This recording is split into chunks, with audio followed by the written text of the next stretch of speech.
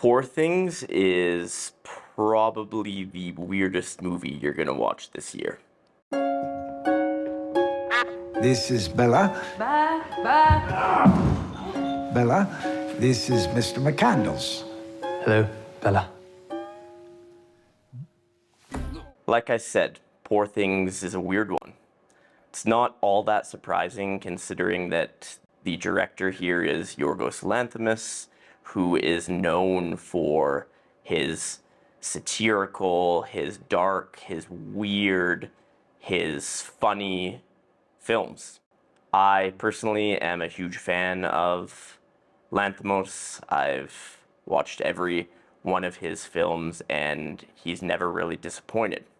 That being said, when you watch the first 5 minutes of Poor Things, you're probably gonna know if this movie is for you. Right off the bat, it's weird, it's strange, and given its long runtime of 140 minutes, you can probably make a decision pretty quickly about whether you want to stick around.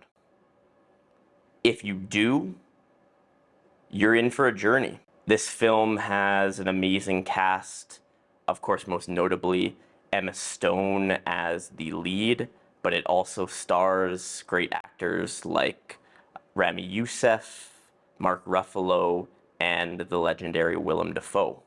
They all put in brilliant performances here, which I'll get to later. Poor Things, as a film, was adapted from a 1992 novel, although from my understanding, a lot of changes have been made as it was adapted for the screen. Allow me to just quickly read the log line here. It'll give you a glimpse into the film, but it certainly can't capture all of the weirdness that Poor Things includes. But the log line reads, brought back to life by an unorthodox scientist, a young woman runs off with a lawyer on a whirlwind adventure across the continents. Free from the prejudices of her times, she grows steadfast in her purpose to stand for equality and liberation. A little bit strange, sure, but the film goes into places that this logline would not even suggest. It premiered back in September at the Venice Film Festival, winning the prestigious Golden Lion Award, and as it has been shown over the subsequent months to more and more critics and fans, the critical acclaim has become almost unanimous. Now, that being said, critical acclaim does not always equate to the audience perspective, and I do imagine a lot of just average moviegoers maybe stumbling into this film and leaving before it's finished.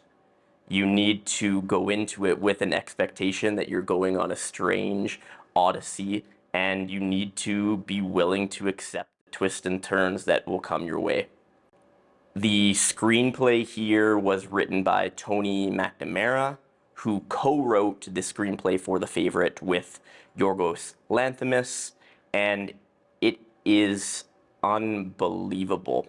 The dialogue here is, in my opinion, the best of the year. It is grandiose at times, but still grounded. It is absolutely hilarious, but yet it reveals a lot about ourselves and society.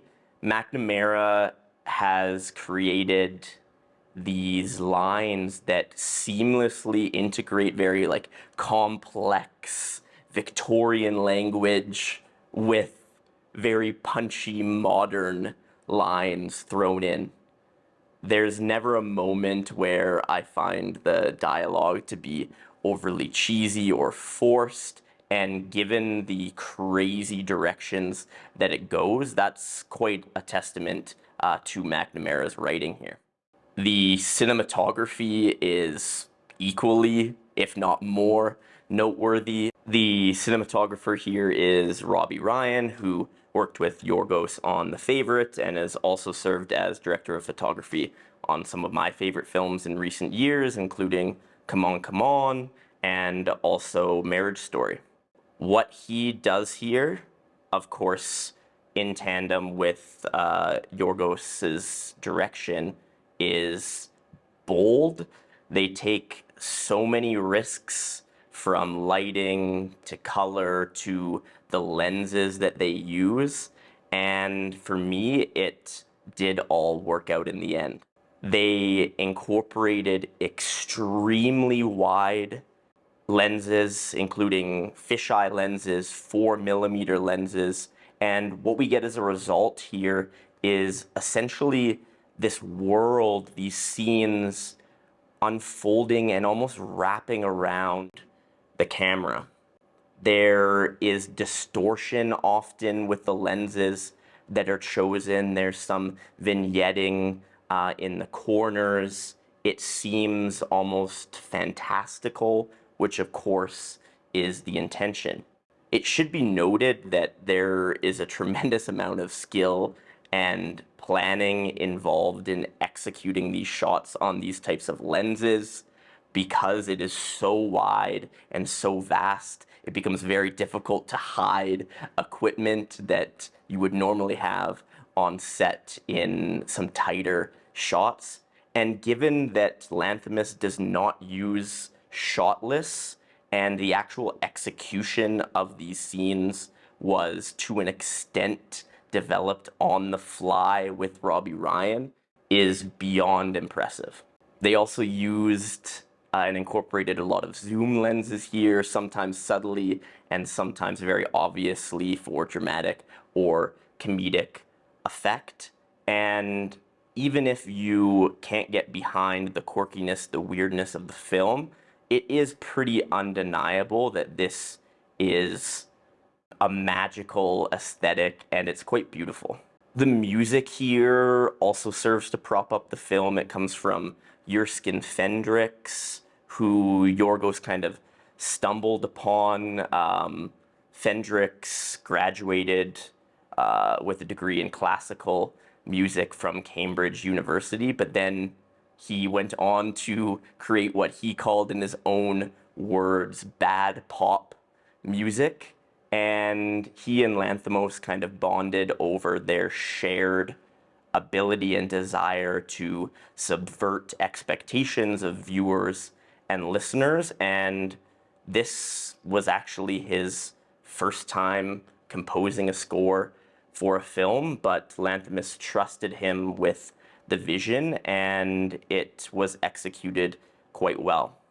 The film starts off with these very haunting violin strings, and the music throughout the film carries the intentions of the character, carries the thematic implications, but never takes over from the actors, from the production design, from the mood of the film. It's simply there to prop up the story and expand its richness in a sense. Speaking of production design, we have our production designers, James Price and Shauna Heath here, who had an enormous task in front of them when Yorgos brought this project to them.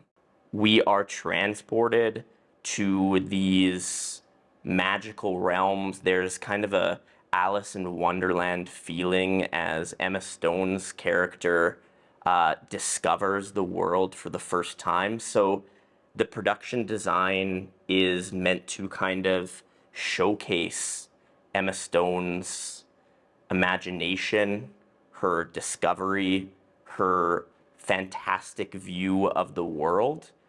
And every single scene involves tremendous depth in the production design, tremendous creativity in the design. The production designers here acknowledge that working with Lanthimos was essentially working without inhibition. He provided them with a vision, but didn't necessarily limit what they could do or the directions that they could take. These sets are surreal, they're gorgeous, they're awe-inspiring, and you could watch this film just for the production design alone. Okay, we've made it this far and haven't even talked about the performances, which are some of the most acclaimed of the year. Ramy Youssef was strong here, and I'm so excited to see him get this shot on the big screen. I was a fan of his self-titled television show from the onset, and to see his growth as an actor here is quite exceptional. He certainly doesn't steal the show. He's one of the more grounded characters and is not tasked with being as bold or grand as some of the other characters, but he performs his role admirably. When it comes to characters who maybe are a little bit more over the top, we have Willem Dafoe and Mark Ruffalo. Willem Dafoe, of course, is iconic, and he continues that in this film. He plays this kind of mad scientist, obvious connections to Frankenstein, for example. But he also shows a character who is acting out of past experience, out of childhood trauma, and he's simultaneously hilarious. So there's tremendous depth to his character, and Willem Dafoe was certainly the right choice here. Perhaps my favorite character in the film was played by Mark Ruffalo, though. He had me laughing, I don't even know how many times. He played this very wealthy lawyer who seemed to feel as though he owned the world, that he could do whatever he wanted with women, in this case, Emma Stone's character. And when he didn't get his way, he reverted to this childlike form, and his comedic timing was brilliant. Of course, this is Emma Stone's film. She was asked to do so much here, probably the most demanding performance of the year, and she showed us again that she is one of the greatest actresses currently working in Hollywood. Her performance required a physicality, a nuanced physicality that changed and progressed through the film. Her character experiences a transformation, a progression that is unlike anything I've ever seen. Her ability to understand where her character is in the story is remarkable, especially so when we consider that these scenes were not shot in sequence. So at times, Emma Stone is required to go back and forth between different stages of her character's development, and she does so flawlessly. She is also hilarious, like many of the other characters. She is absolutely captivating. It is difficult to take your eyes off her, and she has a great shot, deservedly so, of winning Best Actress at the Oscars this year. When it comes to the themes that Poor Things explores, there are many. It's not always overt in this exploration, which I do kind of appreciate, but it touches on so many topics and themes. It explores what it means to be a woman. It explores the power that men attempt to exert over women. It explores the need, the desire, the power of sexual liberation. It also acknowledges aspects of capitalism and social and wealth inequality, but it doesn't dive into any of these in a way that hits you over the head. Some could very well argue that this means that it doesn't do a just job of exploring any of these themes, which I understand. But to me, I appreciate when a filmmaker presents these issues, but does not force them upon the viewer so overtly and so consistently. So, at the end of the day, what are some reasons to watch this film?